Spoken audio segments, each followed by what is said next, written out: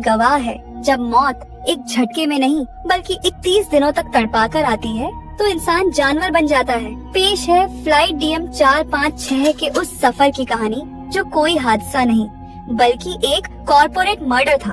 तारीख थी 21 फरवरी 1996। Cairo international airport पर सुबह के ठीक 9:30 बज रहे थे और बोइंग 737 अपनी उड़ान के लिए तैयार था। फ्लाइट DM 456 में 80 यात्री और 6 क्रू मेंबर्स बैठे थे, जिनके जहन में दुबई की चकाचौंध के सपने तैर रहे थे। कॉकपिट में 20 साल के अनुभवी कैप्टन अहमद खलील और first officer Maria Lopez checklist पूरी कर रहे थे। केबिन में डॉक्टर राज पटेल मेडिकल कॉन्फ्रेंस के लिए तो लीसा चेन बुर्ज खलीफा देखने के लिए उत्साहित थी। पास ही अली परिवार का 10 साल का बेटा उमर खिड़की से बाहर देखकर हाथ हिला रहा था। एयर होस्टेस सारा थॉम्पसन मुस्कुराते हुए जूस सर्व कर रही थी। विमान ने आसमान का सीना चीरते हुए उड़ान भरी और 32,000 फीट की ऊंचाई पर स्थिर हो गया। खिड़की से नीचे विशाल सहारा रेगिस्तान की सुनहरी चादर बिछी हुई नजर आ रही थी। किसी को अंदाजा नहीं था कि जिस रेगिस्तान की खूबसूरती को वे निहार रहे हैं, वही कुछ ही पलों में दुनिया की सबसे खौफनाक कब्रगाह बनने वाला है। टेक ऑफ के ठीक 1 घंटे बाद अचानक एक रूह कंपा देने वाली आवाज आई, जैसे किसी लोहे के ढांचे को फाड़ दिया गया हो। विमान के दाहिने इंजन से गहरा काला धुआं और आग की लपटें निकलने लगी। कॉकपिट के सारे अलार्म बजने लगे और हाइड्रोलिक प्रेशर तेजी से नीचे गिरने लगा। फर्स्ट ऑफिसर मारिया लोपेज की उंगलियां स्विचेस पर दौड़ रही थीं, लेकिन सिस्टम ने जवाब देना बंद कर दिया था। हवा में उड़ती रेगिस्तान की महीन धूल ने बाएं इंजन के टरबाइन को भी चौक कर दिया। 32,000 फीट की ऊंचाई पर उड़ता विशाल विमान अचानक पत्थर की तरह गिरकर 12,000 फीट पर आ गया। केबिन के अंदर ऑक्सीजन मास्क नीचे लटक गए और चीखें गूंजने लगी। मारिया ने रेडियो पर पूरी ताकत से मेडे मेडे चिल्लाया, लेकिन वे अब हर रडार की पहुंच से बाहर जा चुके थे। नीचे सहारा रेगिस्तान का खूंखार हिस्सा ग्रेट सैंड सी था। कैप्टन अहमद अपनी पूरी ताकत लगाकर यॉक को खींचे हुए थे, लेकिन प्लेन उनके इशारों पर नहीं चल रहा था। केबिन में ब्रेस फॉर इम्पैक्ट की खौफनाक चेतावनी गूंजने लगी। डॉक्टर राज पटेल ने अपनी मौत को सामने देखकर पास बैठी एक अनजान महिला का हाथ कसकर पकड़ लिया। प्लेन की स्पीड 500 से गिरकर 300 नॉट्स पर आ गई और जमीन सिर्फ कुछ मीटर दूर थी। तभी विमान का निचला हिस्सा रेत के एक विशाल टीले से भयंकर गति के साथ टकराया।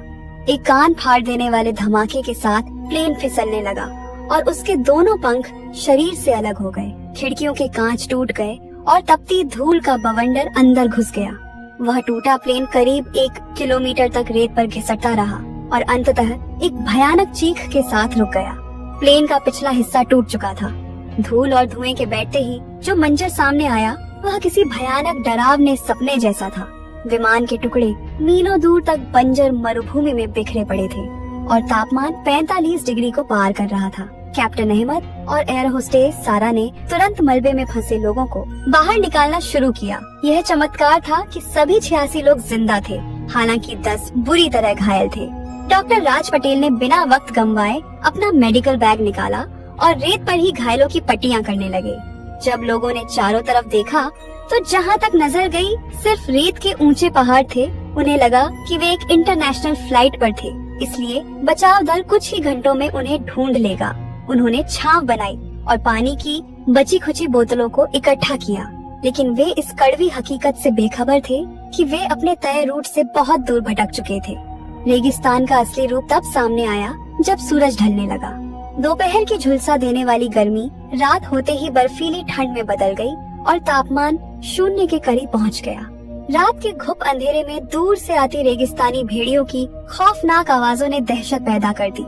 अगली सुबह सारा ने हिसाब लगाया तो पता चला कि 86 लोगों के लिए केवल 3 दिन का राशन और पानी बचा है।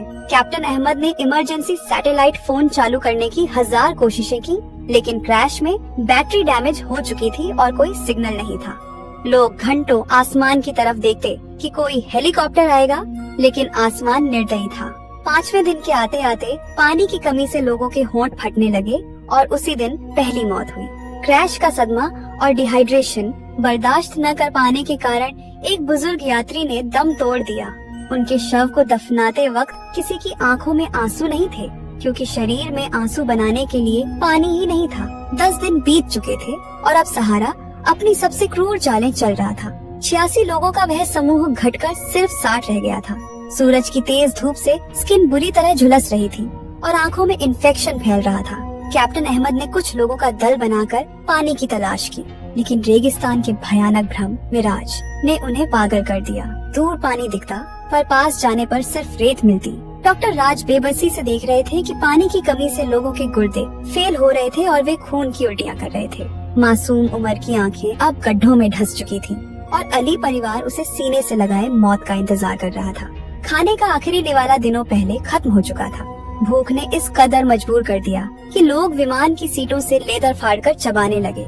हर रात एक खामोश कातिल की तरह आती और सुबह नई लाशें छोड़ जाती।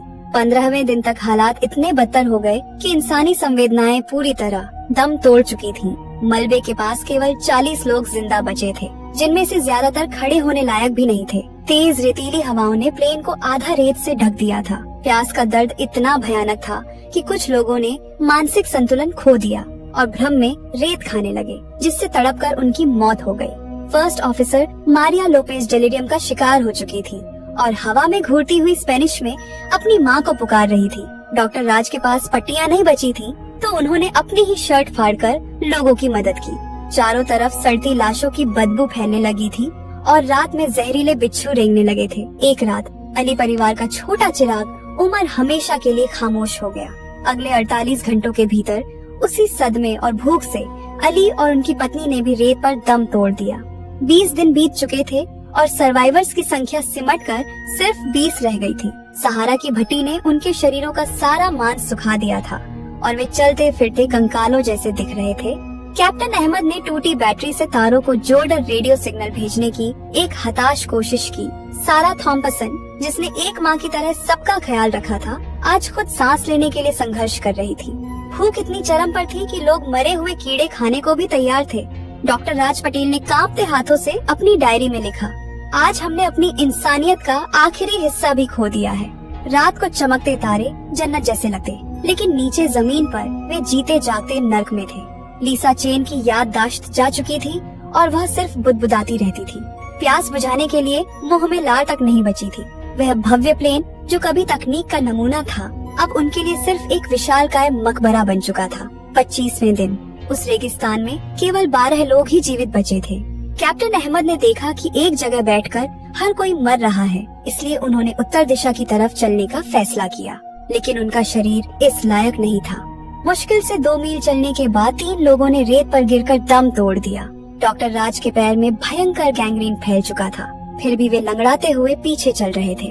दोपहर की धूप ने उनके दिमाग की वास्तविकता को मिटा दिया था। तभी सारा थॉम्पसन को लगा कि दूर पहाड़ी के पीछे झरना बह रहा है। वह मुस्कान के साथ उस सुलगती रेत की तरफ दौड़ी, मुंह के बल गिरी और फिर कभी नहीं उठी। अब अहमद और राज के पास एक दूसरे के अलावा कोई नहीं था। सूर्यास्त के समय सूरज का रंग इतना गहरा लाल था जैसे वह बेगुनाह लोगों के खून से नहाया हो। हार मानकर वे वापस उसी मलबे की तरफ लौट आए। 30वें दिन तक 86 लोगों की भीड़ में से केवल 5 जिंदा रूहें बची थीं, जिन्हें जीवित कहना विज्ञान को चुनौती देने जैसा था। वे मलबे की परछाई में सिमटकर लेटे हुए थे। कैप्टन अहमद की आंखों की रोशनी पूरी तरह जा चुकी थी और डॉक्टर राज का शरीर हिलने डुलने से लाचार था। उनके ऊपर आसमान में गिद्ध मंडरा रहे थे, जो उनके आखिरी सांस लेने का इंतजार कर रहे थे। लीसा चेन और 2 अन्य यात्री भी वहीं निढाल पड़े थे। किसी के गले में आवाज पैदा करने की नमी नहीं बची थी। अचानक एक तेज रेतीला तूफान उठा, जिसने रेत उड़ाकर उन चेहरों को बाहर कर दिया जिन्हें उन्होंने हफ्तों पहले दफनाया था। कैप्टन अहमद ने कमजोर हाथों से डॉक्टर राज का हाथ पकड़ा और फुसफुसाए, शायद हम कल का सूरज नहीं देखेंगे। राज ने अपनी सूज चुकी आंखें बंद कर ली। अब वे सिर्फ एक ऐसी मौत की दुआ कर रहे थे जिसमें और दर्द न हो। 31वें दिन की सुबह सहारा रेगिस्तान में मौत जैसा सन्नाटा पसरा था। मलबे के पास पड़े वे 5 सर्वाइवर्स अब लाशों से अलग नहीं दिख रहे थे। उनके शरीरों पर सिर्फ धूप से जली काली चमड़ी लिपटी थी। उनकी सांसें इतनी उथली थीं कि महसूस भी नहीं हो रही थीं। उन सभी की आंखों के सामने उनके परिवारों के चेहरे और पुरानी यादें किसी फिल्म की तरह चल रही थी। तभी हवा में थप थप थप की एक भारी मशीनी आवाज गूंजी। रेत के कण हवा में उड़ने लगे और एक विशाल टीले के पीछे से लीबियाई मिलिट्री का गश्ती हेलीकॉप्टर सामने आया। हेलीकॉप्टर के पायलट ने जब नीचे उस विशालकाय मलबे और बिखरी लाशों को देखा तो वह सुन्न रह गया। सैनिक हथियार ताने बाहर निकले, लेकिन वहाँ का खौफनाक मंजर देखकर उनकी रूह कांप गई। तभी एक सैनिक ने कंकाल जैसे एक इंसान का हाथ हिलते देखा।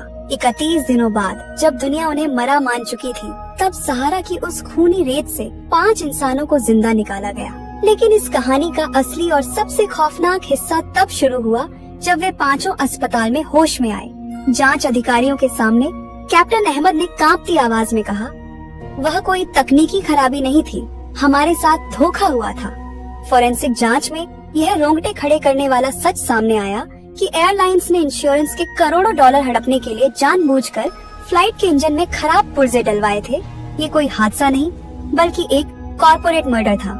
सबसे बड़ा ट्विस्ट तब आया जब पता चला कि जिस चीफ इंजीनियर ने चंद पैसों के लिए इंजन में खराब पुर्जे फिट किए थे, वह खुद अपनी निजी यात्रा के चलते आखिरी मौके पर उसी फ्लाइट में सवार हो गया था। वह अपनी ही रची साजिश का शिकार हुआ और वहीं तड़प कर मर गया। आज वे 5 लोग शारीरिक रूप से जिंदा हैं, लेकिन दिमागी तौर पर वे कभी उस रेगिस्तान से वापस नहीं आ पाए और रात की हवाओं में उन्हें आज भी अपनों की चीखें सुनाई देती हैं।